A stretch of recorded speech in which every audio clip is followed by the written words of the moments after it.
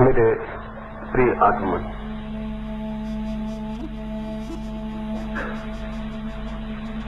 जीवन क्या है मनुष्य इसे भी नहीं जानता है, और जीवन को ही हम न जान सके तो मृत्यु को जानने की तो कोई संभावना शेष नहीं रहती। जीवन ही अपरिचित और अज्ञात हो तो मृत्यु परिचित और ज्ञात नहीं हो सकती। सच तो यह है कि चूंकि हमें जीवन का पता नहीं, इसलिए ही मृत्यु घटित होती प्रतीत होती है। जो जीवन को जानते हैं उनके लिए मृत्यु एक असंभव शब्द है जो न कभी घटा, न घटता है, न घट सकता है। जगत में कुछ शब्द बिल्कुल ही झूठे हैं, उन शब्दों में कुछ भी सत्य नहीं है। उन्हीं शब्दों में मृत्यु भी एक शब्द है जो नितांत असत्य है। मृत्यु जैसी घटना कहीं भी नहीं घटती, लेकिन हम लोगों को तो रोज मरते देखते हैं। चारों तरफ रोज मृत्यु घटती हुई मालूम होती है। गांव-गांव में मरघट है, और ठीक से हम समझें तो ज्ञात होगा कि जहां जहां हम खड़े हैं वहां वहां न मालूम कितने मनुष्यों की अर्थी जल चुकी है। जहां हम निवास बनाए हुए हैं वे भूमि के सभी स्थल मरघट रह चुके हैं। करोड़ों करोड़ों लोग मरे हैं, रोज मर रहे हैं। और अगर मैं ये कहूं कि मृत्यु जैसा झूठा शब्द नहीं है मनुष्य की भाषा में, तो आश्चर्य होगा। एक फकीर था तिब्बत में, मारपा। उस फकीर के पास कोई गया और पूछने लगा कि मैं जीवन और मृत्यु के संबंध में कुछ पूछने आया हूं। मारपा बहुत हंसने लगा और उसने कहा, अगर जीवन के संबंध में पूछना हो तो जरूर पूछो, क्योंकि जीवन का मुझे पता है। रही मृत्यु, मृत्यु से आज तक मेरा कोई मिलना नहीं हुआ, मेरी कोई पहचान नहीं। मृत्यु के संबंध में पूछना हो तो उनसे पूछो जो मरे ही हुए हैं या मर चुके हैं। मैं तो जीवन हूं, मैं जीवन के संबंध में बोल सकता हूं, बता सकता हूं। मृत्यु से मेरा कोई परिचय नहीं। ये बात वैसी ही है जैसी आपने सुनी होगी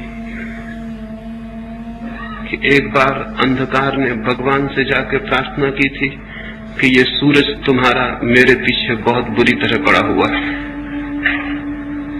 मैं बहुत थक गया हूं। सुबह से मेरा पीछा होता है और सांझ मुश्किल से मुझे छोड़ा जाता है।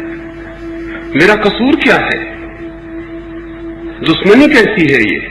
ये सूरज क्यों मुझे सताने के पीछे दिन रात दौड़ता रहता है, और रात भर में दिन भर की थकान से विश्राम भी नहीं कर पाता हूं कि फिर सुबह सूरज आके द्वार पर खड़ा हो जाता है। फिर भागो, फिर बचो। ये अनंत काल से चल रहा है। अब मेरी धैर्य की सीमा आ गई और मैं प्रार्थना करता हूं इस सूरज को समझा दे। सुनते हैं भगवान ने सूरज को बुलाया और कहा कि तुम अंधेरे के पीछे क्यों पड़े हो? क्या बिगाड़ा है अंधेरे ने तुम्हारा? क्या है शत्रुता, क्या है शिकायत? सूरज कहने लगा, अंधेरा अनंत काल हो गया मुझे विश्व का परिभ्रमण करते, लेकिन अब तक अंधेरे से मेरी कोई मुलाकात नहीं हुई। अंधेरे को मैं जानता नहीं हूं। कहां है अंधेरा? आप उसे मेरे सामने बुला दें तो मैं क्षमा भी मांग लूं और आगे से पहचान लूं कि वो कौन है, ताकि उसके प्रति कोई भूल न हो सके। इस बात को हुए भी अनंत काल हो गया। वो भगवान की फाइल में बात वहीं के वहीं पड़ी है। वो अब तक अंधेरे को सूरज के सामने नहीं बुला सके हैं, नहीं बुला सकेंगे। ये मामला हल नहीं होने का है। सूरज के सामने अंधकार कैसे बुलाया जा सकता है? अंधकार की कोई सत्ता ही नहीं है, कोई एग्जिस्टेंस नहीं है। अंधकार की कोई पॉजिटिव, कोई विधायक स्थिति नहीं है।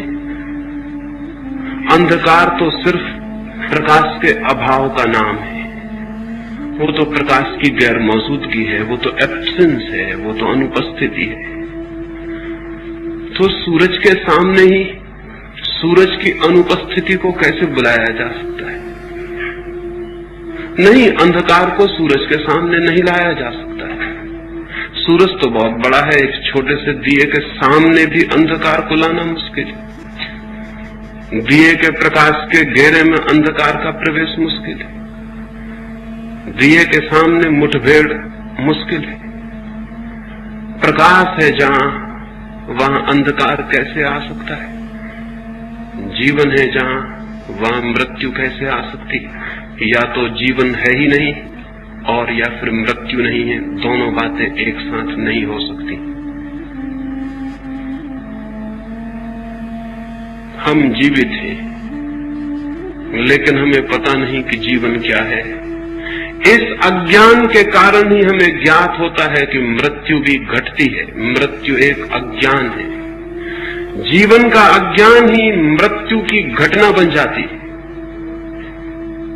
काश हम उस जीवन से परिचित हो सकें जो भीतर है, तो उसके परिचय की एक किरण भी सदा सदा के लिए इस अज्ञान को तोड़ देती है कि मैं मर सकता हूं, या कभी मरा हूं, या कभी मर जाऊंगा। लेकिन उस प्रकाश को हम जानते नहीं जो हम हैं, और उस अंधकार से हम भयभीत होते हैं जो हम नहीं हैं।